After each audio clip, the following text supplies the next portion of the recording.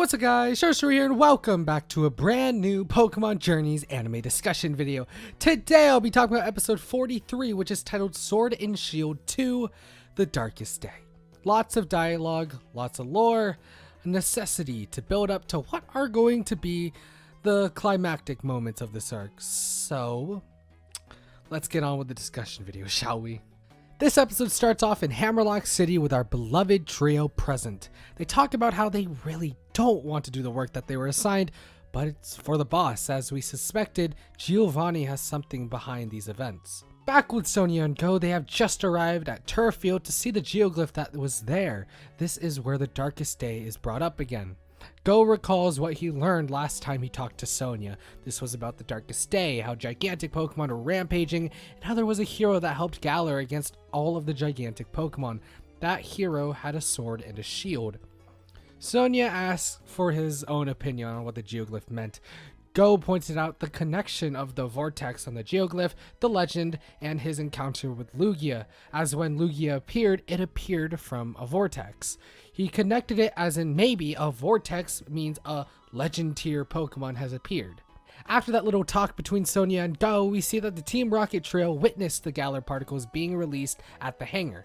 We get a little glance to that said Pokemon from the Darkest Day legend here, being powered up by Galar's very own Chairman Rose. Sonia and Goh leave from Turffield and head to Wedgehurst, where they can meet with Professor Magnolia, also Sonia's grandmother. Sonia shows Goh some pictures that describe the Darkest Day and the Galar region as a whole, the birth of Galar essentially. The pictures were about a disaster with two individuals looking to the sword and shield of the legend and later being crowned kings of Galar. This is what makes them assume that there is not one, but two heroes in this legend. Sonia talks about her history with Leon, especially how they grew up together and how she wants to be a professor because of Leon. Since Leon was such a natural in battling when growing up, she wanted to go a different route, so she decided to become a Pokemon professor. More on that later though.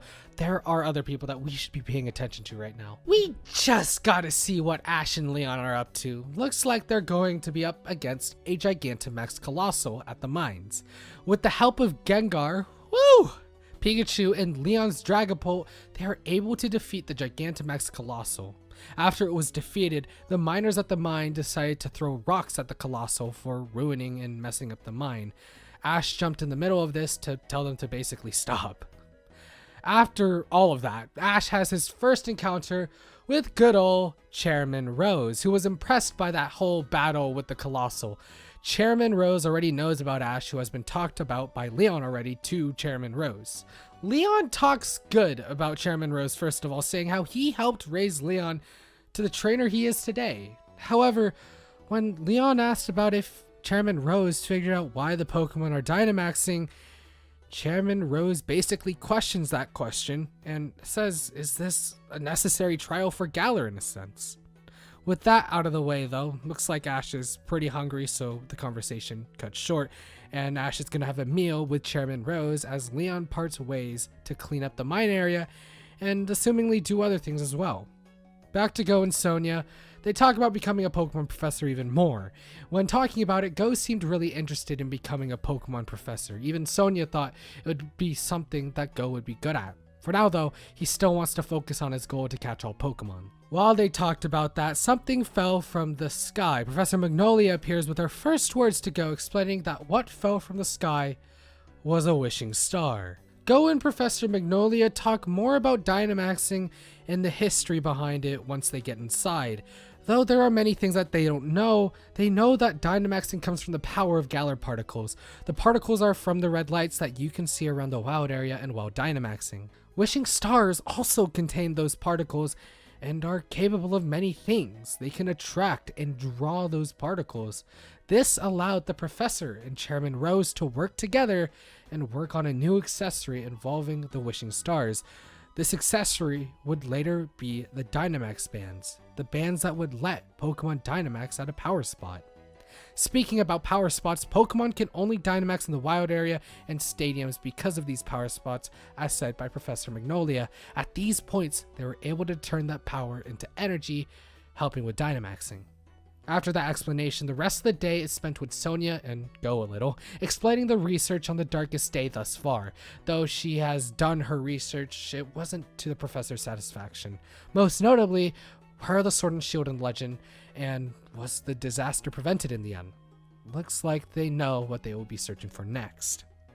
Cut to Rose Tower with Ash and Chairman Rose having some time at the dinner table with each other. Chairman Rose wants to prolong Galler's future, and Chairman Rose wants help from a strong trainer like Ash to do so. Ash didn't waste time thinking. Ash declined the offer almost immediately as he wants to explore the world through his own power. This didn't really make Oleana too happy, but I guess it's alright for now as Ash is able to get to his room after dinner was over, without dying, so I guess that was alright. Ash and Goh have a quick call with each other explaining what will be happening. Ash is going to meet up with Goh again at the mural at Stoneside. That night, outside of Hammerlock, Leon thinks back at what Chairman Rose said earlier and is growing skeptical with what he was doing in the underground plant in Hammerlock, so assumingly he goes there to investigate. With that, the next day comes around with Professor Magnolia explaining how they need to figure out the Darkest Day legend soon because, well, she just doesn't really trust Chairman Rose. It's just a feeling in her right now. Remember that car following Sonia and Goh? I talked about it last episode, but I don't really talk about it in this video until now. Well, yeah, looks like the guy in that car has been eavesdropping on them and looks like he's getting ready to, take them out, do something about them. This comes to light at the mural at Stoneside. They didn't notice anything immediate at the Stoneside mural, but are later stopped by someone who has a Gigantamax Garbodor. Go with his new Dynamax band, Dynamax's Raboot, to help fight off against Gigantamax Garbodor. Raboot gets a hit off but falls backwards into the mural, breaking it. Here it is revealed that behind the mural there is a statue of something relating to the legend. With that, the episode comes to an end. Yeah, I know, what a cliffhanger. They're just like, this is the thing, and then we don't care about you anymore. Next episode. The curtains have finally pulled fully open for the rest of the Sword and Shield and or Darkest Day arc to finally unfold. I mean, it's true. The last 2 episodes have been explaining the Darkest Day, giving us some hints to what's going to happen, that sort of stuff. This episode, like the first episode, gave the Darkest Day the rest of the development and build up it needed to be enjoyable. It doesn't feel rushed at all either. In my opinion, it flowed pretty nicely. First, I want to talk about Ash and his interaction with Chairman Rose. I think it was a great interaction for Ash to have, and the little hints here and there were nice. Like Pikachu's senses just looked like he sensed a bad guy right from the get-go, so maybe Pikachu is skeptical of Chairman Rose right now. Not only that, but it's good to see that Ash doesn't want to be helped by Chairman Rose. It's just him to say no to that kind of offer is good continuity to his personality and character. Ash also brought out Gengar in his battle that we saw before the Chairman Rose encounter. I honestly saw Gengar and popped off just a little bit, just like, woo! Yeah! Gengar! Glad to see that they didn't forget about him completely, but they probably forgot about him somewhat anyway.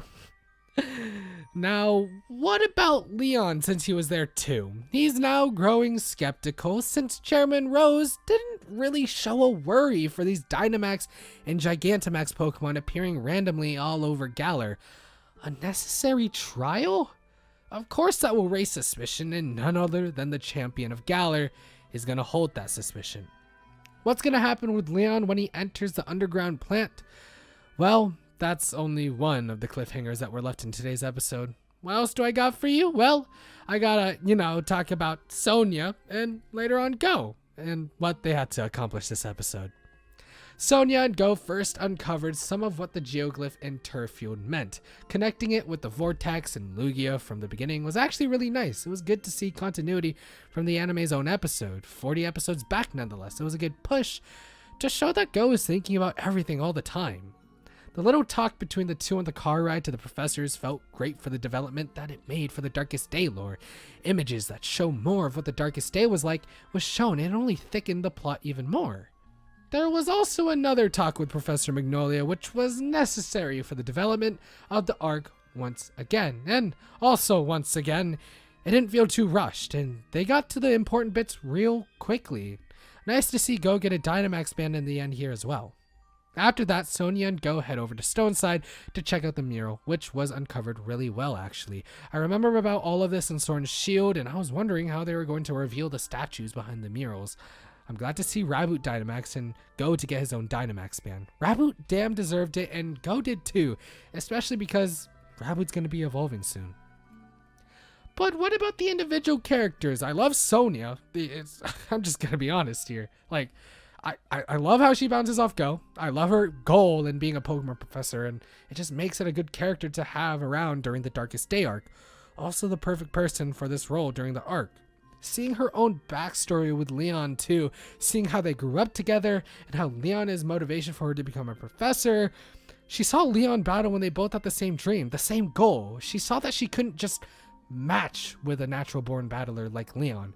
Her decision to become a Pokemon professor is what makes her character flourish, and well, that was just all in this episode.